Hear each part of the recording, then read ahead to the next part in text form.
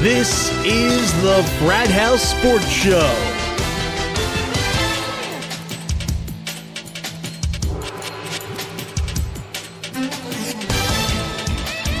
And now for this week's completely different and humorous perspective on everything sports, here's Frat House Mike and Sidekick. All right, well, welcome back to a all-new Frat House Sports Show, and I do mean new, as we're going to have a couple of brand new things that we're introducing this evening, but there is something obviously brand new about this show, and I'm just going to leave it right there and see if our viewers notice it throughout the show this evening, and maybe we'll let them know near the end if they haven't already quite figured it out. But let's get right into it this evening. As I pointed out last week, this is the time of year that we wrap up and conclude some of our favorite sports seasons. Last week it was Major League Baseball. This week it's NHRA drag racing. The final Nationals meet of NHRA's Countdown to the Championship was held this past weekend out in Pomona, California. And some of the categories going into that particular heat were already kind of determined going into the weekend. But here's how it ended up and concluded the season. In Top Fuel, Sean Langdon won the championship, coming in 164 points ahead of last year's champion, Antron Brown, who surprisingly actually got himself back up into second place. In Funny Car, John Force became a 16-time champion this year, and he actually did it the week earlier, but ended up, after this past week's heat, 140 points ahead of Matt Hagan. And finally, in Pro Stock, Jed Coughlin had a couple of incredible countdown weeks and won that division. I wouldn't have thought it a couple of weeks ago, but won it by 58 points over Alan Johnson. So congratulations go out to all of the 2013 NHRA champions. And believe it or not, we'll be starting it all over again in just about 12 weeks from now on February 6th. Yeah, it's only 12 weeks from now, folks. All right. But for one more week, we're going to turn our attention, only one more, we're going to turn our attention now to another one of our favorite sports that's kind of in wrap-up mode. And that's going to be wrapping up in just 3 days. Just one race remaining now in NASCAR. And let's take a look at it, as I'm wondering whether it's all kind of just become a little bit kind of anticlimactic at this point. Chase race number 9 last Sunday took us to Phoenix, where Kevin Harvick led 70 of the 312 laps and won his second race of the chase. That's his fourth of the season. And one would be thinking that winning 2 in the chase would greatly help one's chances of getting near the top. But as we've said here numerous times, it's easy to drop, but not so easy to come back up once you've dropped. And you're going to see that on the leaderboard, as we see here. Harvick sits in third place, 34 points out with just one race remaining. And in fact, Sidekick, that's kind of where my question goes to it at this point. We're looking at the leaderboard. It appears it's a 2-man race. We were kind of talking about this just a couple of moments ago, pre-show. It appears to be a 2-man race, but I guess my question really is it a 2-man race at all, really? Well, or is it really Jimmy Johnson's? I would say it's more of a three-man race. Because, Kevin Harvick's only 6 points behind Matt Kenseth. Mm-hmm. Okay? Jimmy Johnson has done poorly at this track. Right. So it's not completely a shoo-in. But basically, I think he has to finish 28th or better if Kenseth leads a lap. Right. Okay? But one thing I want to call out, though, is we talked earlier in the season about Casey Kane.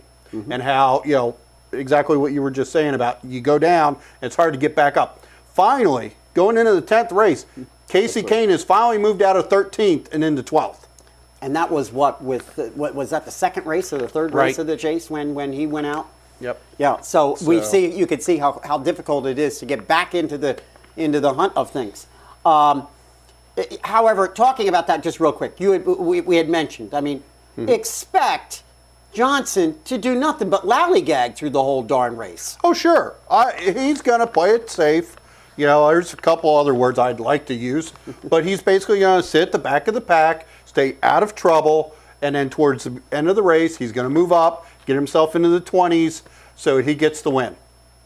So the only thing we can all hope for is that somebody takes him out. Now, and we were talking about Are you this encouraging pre-show. this? And, well, we were talking about this pre-show.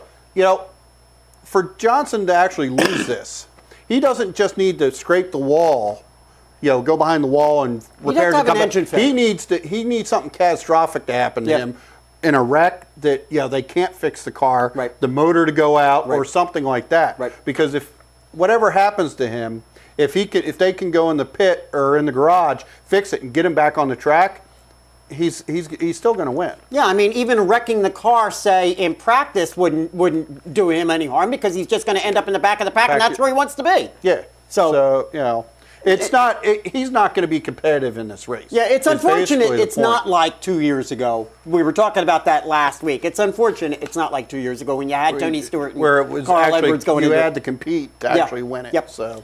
All right. Well, as I just mentioned, we've got race 10, chase race number 10 coming up this Sunday, 36th and final race of the 2013 NASCAR season, and it's going to be at the mile-and-a-half oval down in Homestead, Miami, and the coverage of that race begins at 3 p.m. on ESPN. And we're going to see, you know, in a couple of moments here, we're going to be showing our Frat House Sports NASCAR Fantasy League board. And in that, it appears it's more of a 3, maybe 4-team race going into the final race. You know, right now I'm sitting in 8th. Look, I know I'm out of it, but nonetheless, I'm going to be racing for pride. And I know a couple of our teams are going to be as well. So we need your NASCAR fantasy picks for one more week, Sidekick. And those are brought to us by our friends down in the Baltimore area at Herb FM Internet Radio. Check them out over at herbfm.com. What do you got for a Sidekick? All right. So this weekend, Homestead, Miami. Our league, fortunately, is a little closer. You know, actually competitive where we got some teams that can actually steal a win. So this week we're going to look at our champ, Jimmy Johnson, $29. Martin Truex Jr., $24.75. Carl Edwards, $24.75. Trevor Bain, $14.25. And my lucky dog, sponsored by Herb FM Sports, goes to a name that only showed up last week, Parker Kligerman, $4.75. Oh my goodness. He's filling in for Cole Witt. Now, interestingly enough, I just want to point this out, because you brought this up pre-show as well. Johnson's not in your list, right? Did you have Johnson in there? Yeah. Oh, okay. I missed writing it down. But you had mentioned, though, you didn't know whether it was actually really one of the best moves in the world in a fantasy situation because of what we just talked about. Right. So it may or may not be a good move. Right. Okay. So, you know. So just keep in mind some of the things that we brought up. If you're playing fantasy, keep in mind some of the things we brought up with regard to the strategy that Johnson's going to be using on this particular. Right. Okay, but there you have it. There's our, and you can see I'm the 8th, and well, you going to win this year? I know. I got two shots. It's been 2 seasons, right? I got 2 shots. You won it the first season, I think. I've won 2. Yeah. Okay. Blood Pack's won 2 seasons back to back. All right. So we'll have to see if I can overcome Who has 10 time? points. The despicable Jimmy Johnson of the Frat House, right there. Yes. All right. But while we're What is that? It's a major award. I just want to bring up one thing here before we switch out of NASCAR. Obviously, we're about 14 weeks from the Daytona 500 because we start back up in February, and I will be at the Daytona 500. That's right. So I will be reporting from the 500 this year.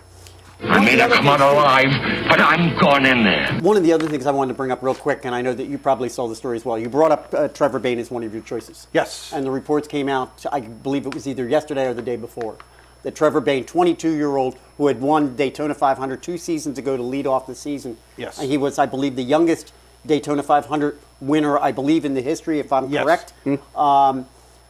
Diagnosed with MS. Yes. Tough thing for a young person. Yes, that's actually it's part of the reason why he's on the team this week. Yeah. So thoughts from the Frat House out to Trevor Bain and his fans and the folks over there at that team. But you know, he has come out and said though he will continue to race. Yes, he will. He's not. And that's terrific. So absolutely terrific. So hopefully his presence alone brings awareness with regard to that. All right. Hey, we haven't talked any NHL in about 4 or 5 weeks now. And we're now getting to that point in the season that we need to give it a little more attention. And we're going to start doing that in a little more regular, sort of new way. All right? We're going to be starting to do that. A couple of weeks ago, we introduced our own Uncle Mark. And we're very happy to announce that Uncle Mark will now be a regular part of our reporting staff, covering and bringing us his own analysis of things going on in the NHL on a regular basis. And we're kicking that off this evening. All right, well, welcome back, Uncle Mark. We appreciate this. This is going to be really cool. Over the course of the NHL hockey season, we're going to be bringing Uncle Mark in with us to exclusively talk about nothing but the NHL. We appreciate it. Thanks for being with us, Uncle Mark. Oh, happy to be here. Thanks, guys, for having me. Let's talk first, because we really haven't spent too much time this season on the NHL. Let's talk first about this league that we're looking at. And it looks a little bit different this year, and not just because of the conference realignments. There's some interesting things going on as we're now already about a quarter of the way through the season. So talk to us first. Give us a little bit of overview, I guess, of what we're seeing right now going on in this league. Well, yeah, you're right. Absolutely. I mean, we've seen the realignment. That's, something new for everybody. We've got different division names. In the East now, we're calling it the Atlantic and the Metropolitan divisions. We've seen some teams shift across those lines to make it a little more compelling. Out West, they're calling it Central and Pacific. Mm-hmm. There's benefits, obviously, to the realignment, and I think the fans are going to appreciate it. Certainly the players and teams will. Reduced travel time. You've got better broadcast times. Mm-hmm. More realistic rivalry development is certainly a factor. The drawbacks, you've got a bit of reduction of interconference matchups, a sense of redundancy somewhat. But it should be a pretty fun adventure. Thus far, in my look at it, the West has the powerhouse teams. There's no two ways around it.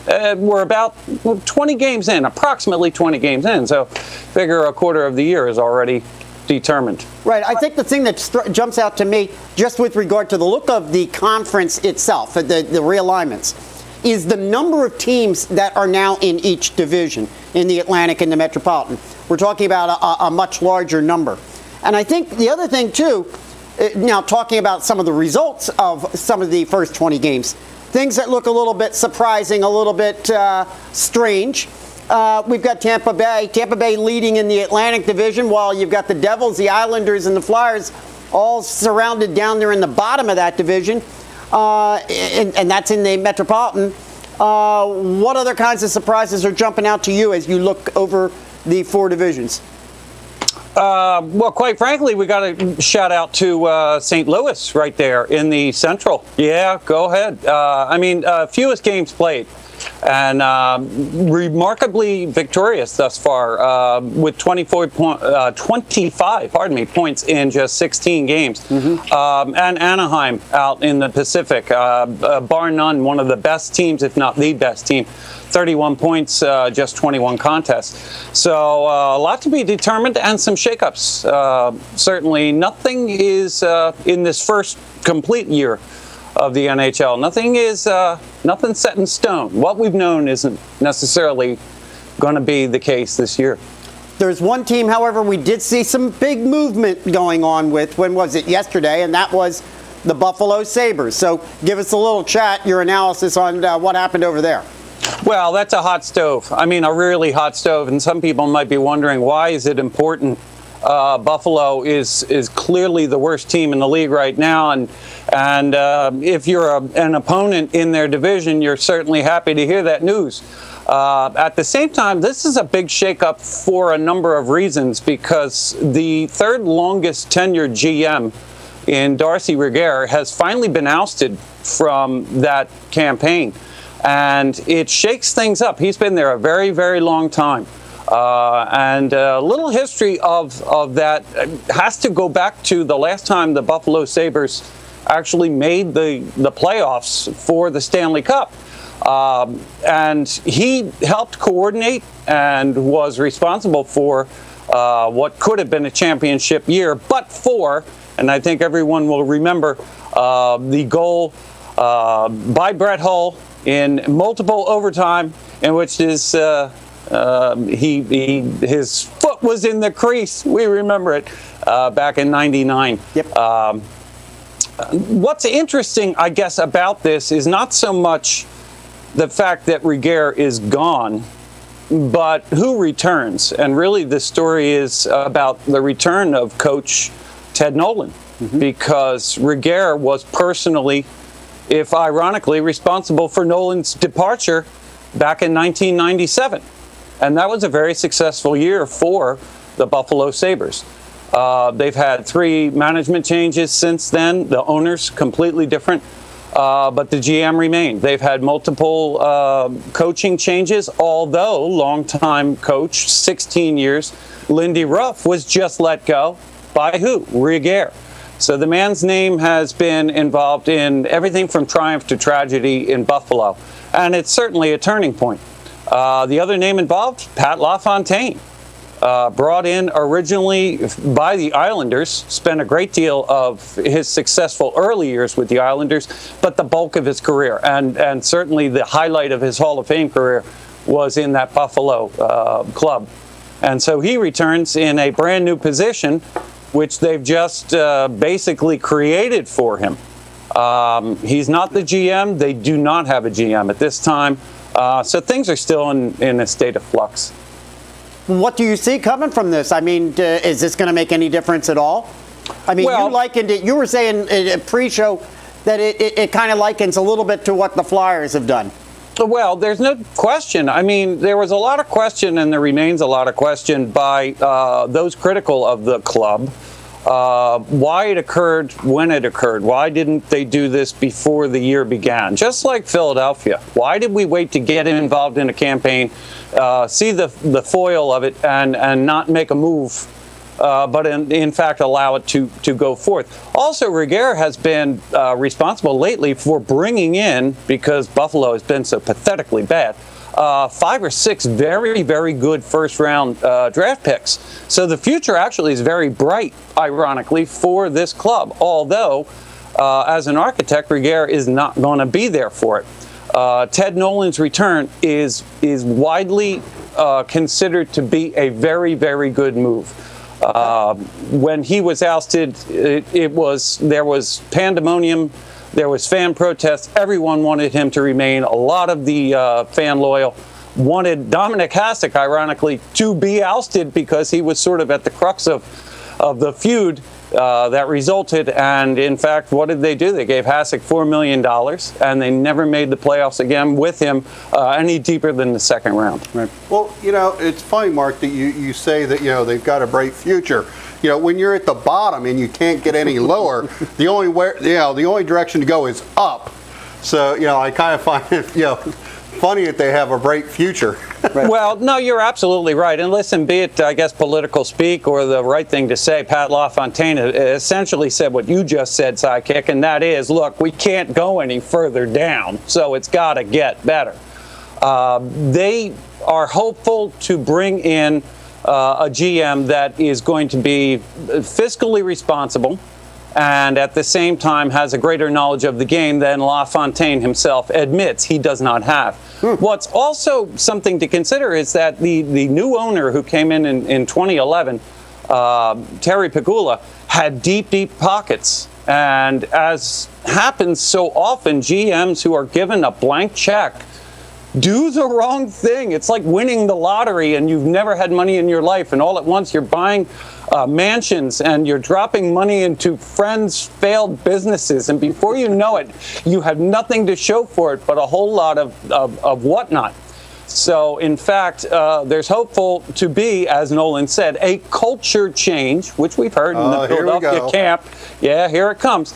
A culture change is coming. And hopefully it's going to be a little more fiscally responsible, and at the same time realizing that we have some work to do here in Buffalo if we're going to be viable.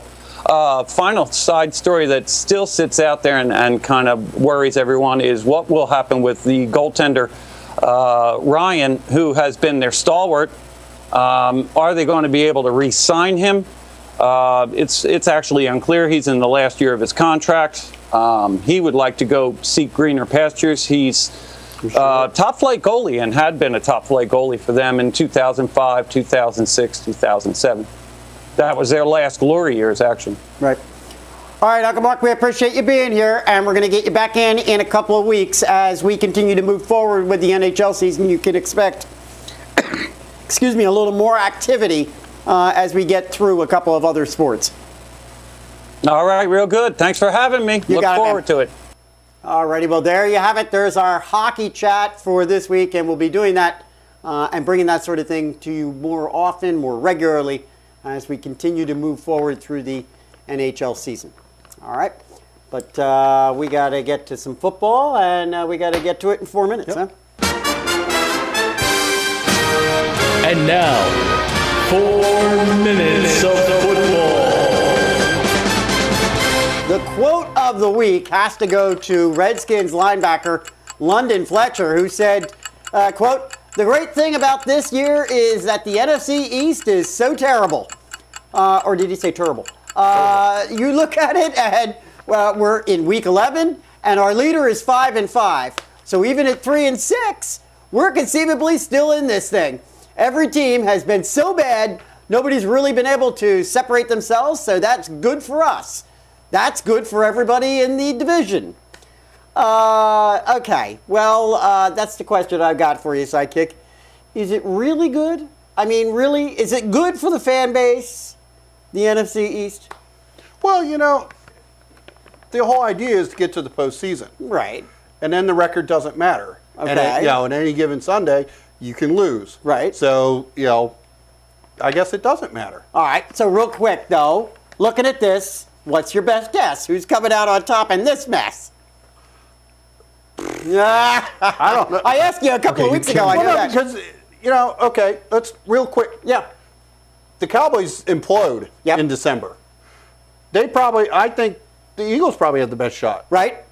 Because the Giants, the Redskins think they can make a run at 3-6. They're where they were last year. So, I don't know. So, okay. Yeah.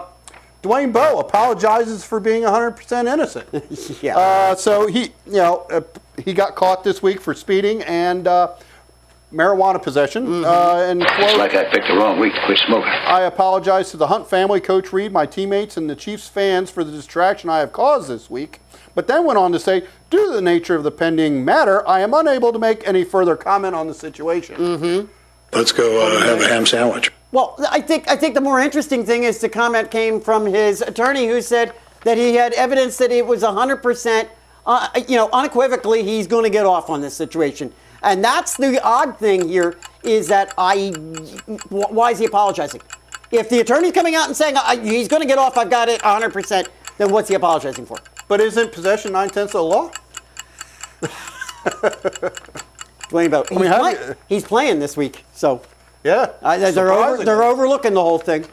All right, finally, the Pittsburgh Steelers right now are currently 3-6 and sitting in the basement of the AFC North. Now, this whole season, the team has just appeared to me to be a team stuck in mud. They appear to be void of leadership. There just doesn't seem to be any rhythm on the field. Next season, quarterback Ben Roethlisberger will be in his final year, as far as the best we know, of his 8-year contract, which leads one to believe that an extension could be extended sometime before the end of this season or early in the offseason. However, at this point right now, that's all speculation. And it seems a CBS report from Sunday indicating, quote, Steelers sources expect Roethlisberger to ask the organization in the offseason to explore possible trade options. The Steelers did field trade offers for Big Ben last offseason, so they're expected to do it again this season, offseason as well. Since the report, Roethlisberger has spent all of his free time responding to this possibility. Apparently, even at times when reporters weren't even asking about it, which has only prompted reporters to continue asking about it. Sidekick, I gotta. The question, I guess, I put out. Could you possibly really see Roethlisberger being traded by the Steelers before the beginning of next season? That would have to put them into the draft mode. Well, you know, Mike, I really don't want to talk about this anymore. You know, I'm tired of fielding questions about this. I don't want to talk about it anymore. Thanks, Andy. What we got here is a failure to communicate. Oh, gosh. I just don't know if I really see the Pittsburgh Steelers entering into the whole draft equation.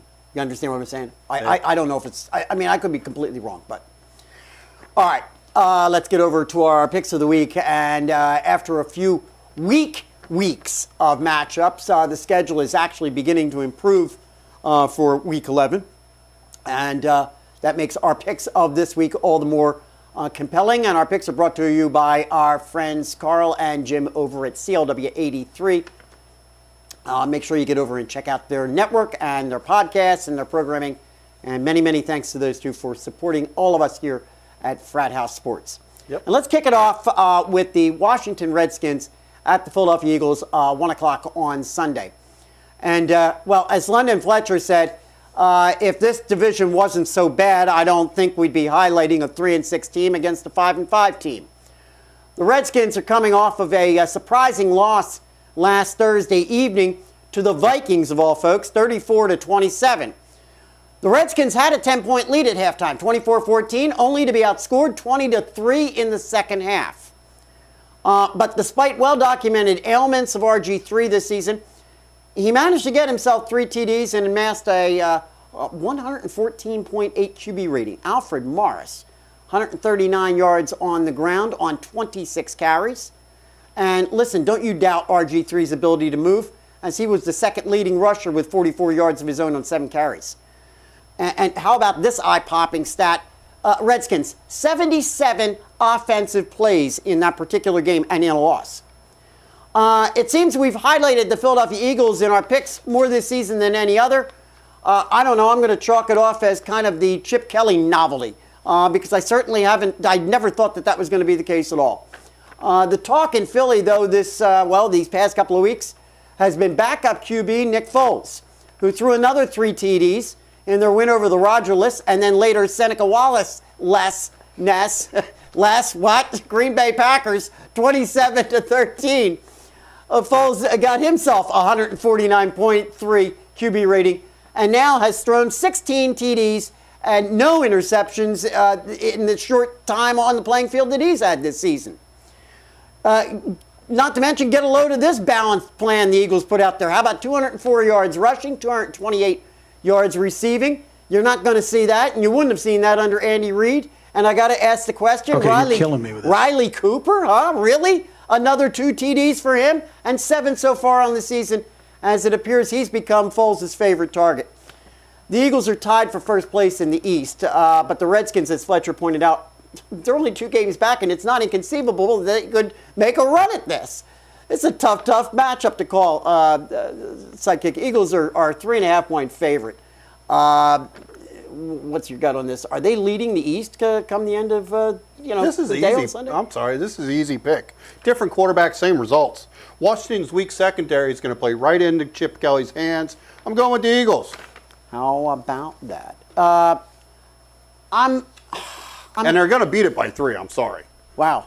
I'm glad you're confident. I'm going to tell you right now. I'm going to hesitantly go with the Eagles. I'm going to tell you, my big concern is Alfred Morris. The Eagles have got to shut down the run game.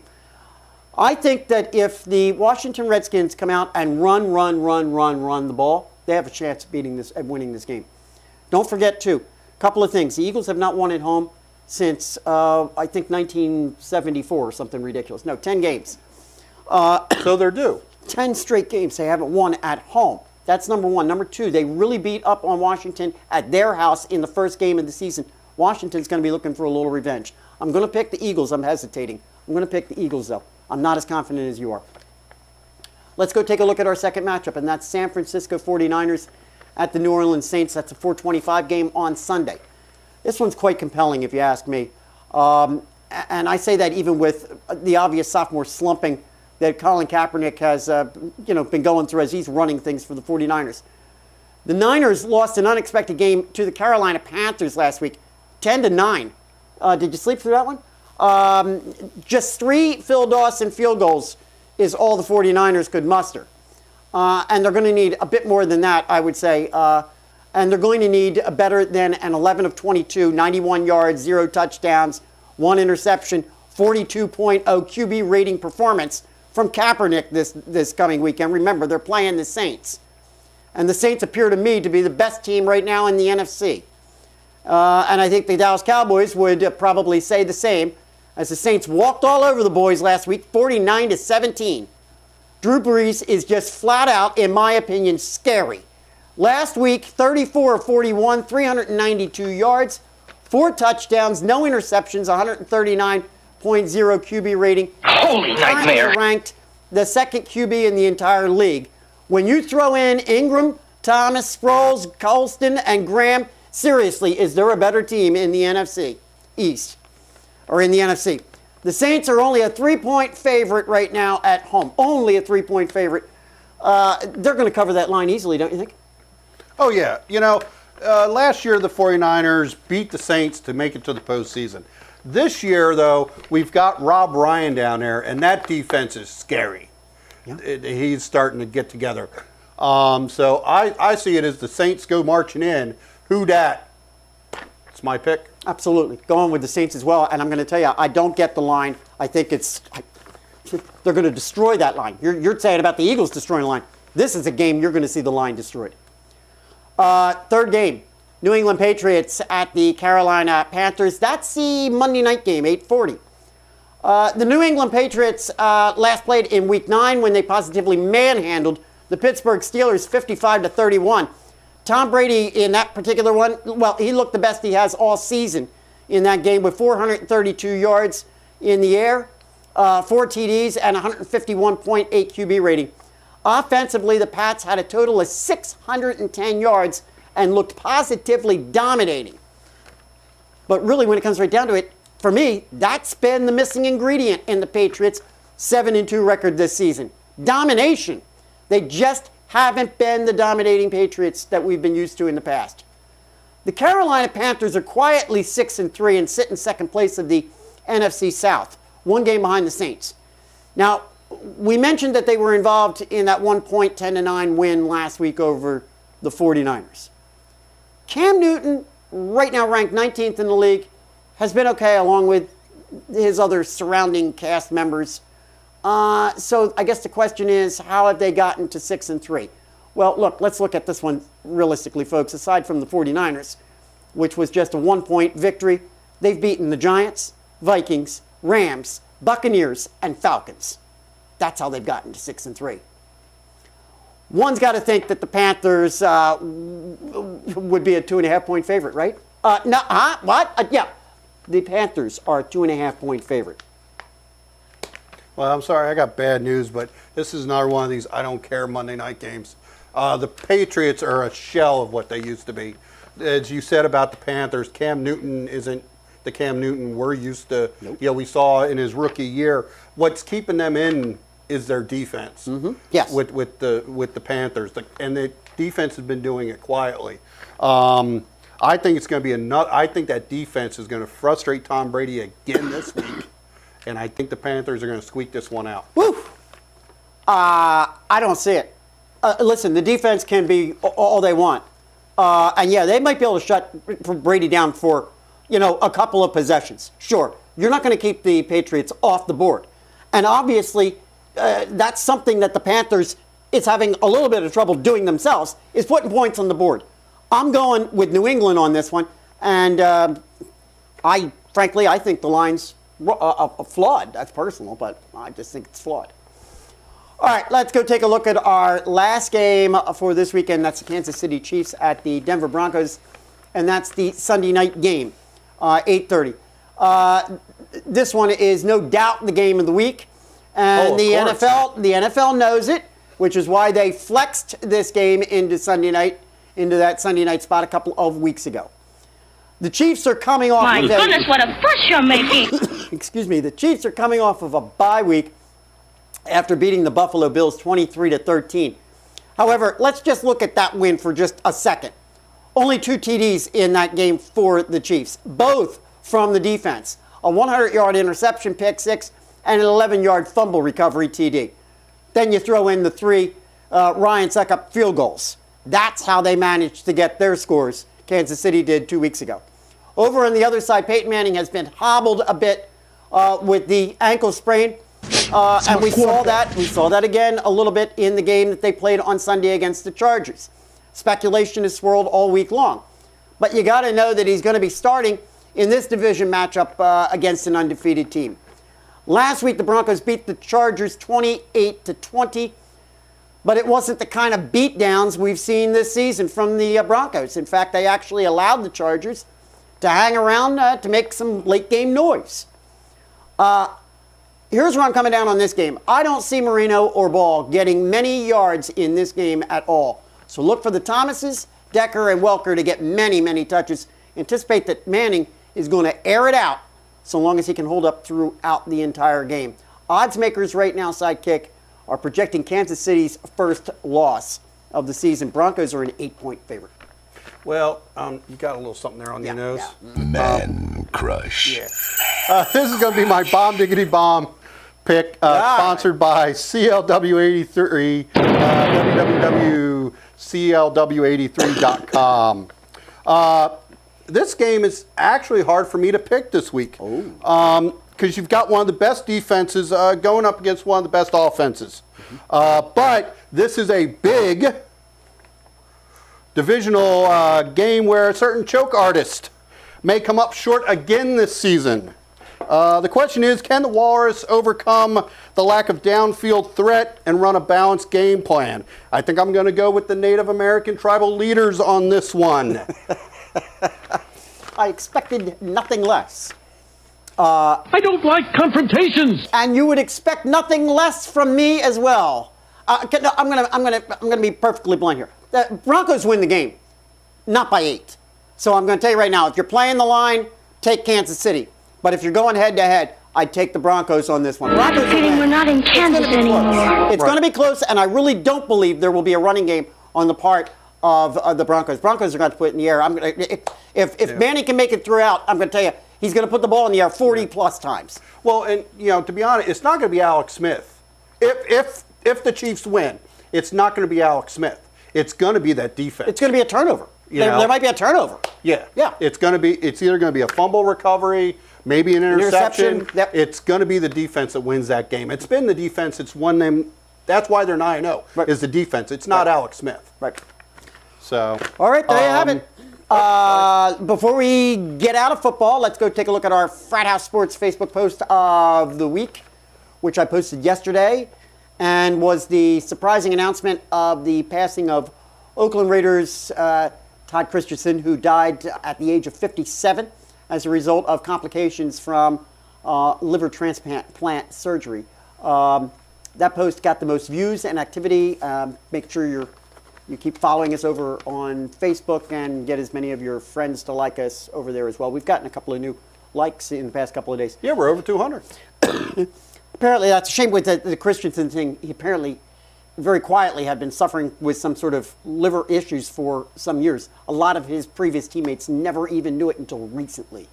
So, all right. And real quick, just before we get out, we'll take a look at our, just like to post it up, take a look at where we are sitting at going into week 11.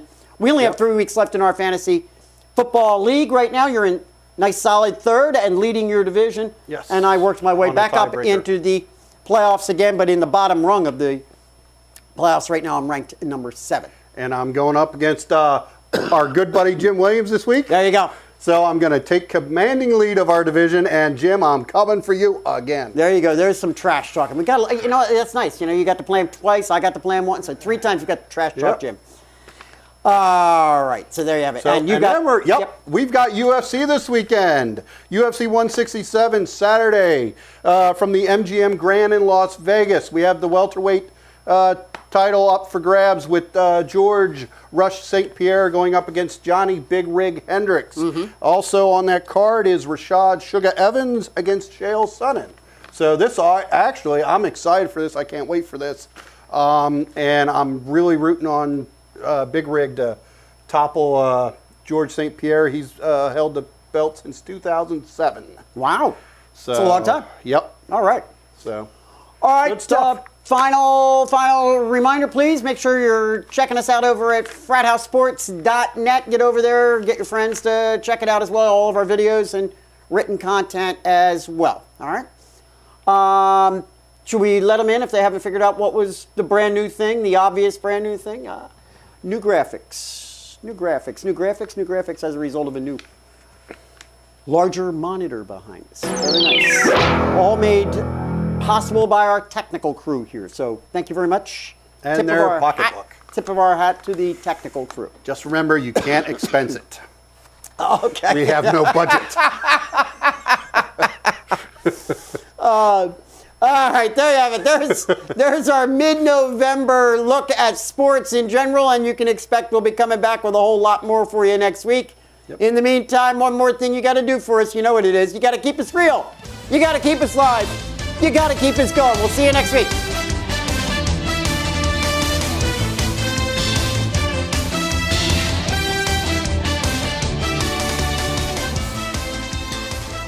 Go back one slide. Okay.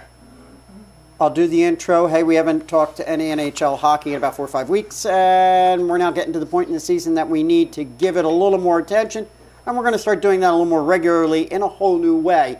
Advance the slide and hit the sound. And then I'll go in and introduce more. Okay. Okay? And we're going to kick that off this evening, and then we'll do a video break. Okay. Okay? Now, when we come back, we'll come back on that slide. Okay, we're going to come back right on the same on slide. that same slide.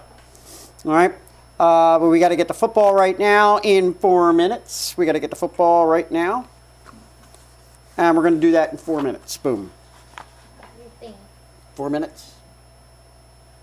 Okay. Okay. And now, 4 minutes of football.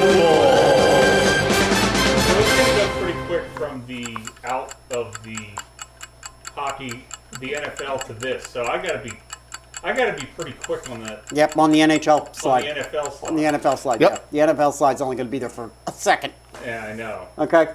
All right, first story, we'll go to funny, it has to be the quote of the week, in my opinion, and that's London Fletcher. Now, I have 2 slides for it, Brandon, because he makes reference to the NFC East, so you can hang on that one, but then at some point, you're going to jump to that one as well during the same story. Okay. Okay, the second story you're going to introduce, right? Yep. Which will be the Dwayne Bowe story. All right? And we get the 2-minute warning and Dwayne Bowe. I was going to play football, but I got high. Before you kill the guy too much, his PR side or his agents come out and said there is unequivocal proof that he's 100% innocent. Now I don't know what the hell. All right. Well, nobody's ever saying. Yeah, I know. It's really odd that you hear an agent state. My investigation reveals that Dwayne Bowe is unequivocally 100% innocent. Is the exact quote from his attorney. You don't ever hear that. Okay. Yeah, but that statement was made by his attorney. Like within the hour after he got up and made the statement, I'm sorry to Coach Reed, I'm sorry to the Kansas City Chiefs, I'm sorry to the Kansas City Chiefs fans, I'm sorry to my dear God Almighty, I'm sorry to the guys over at the Frat House. Okay? So reconcile the 2 statements. It doesn't make a whole hell of a lot of sense. Well,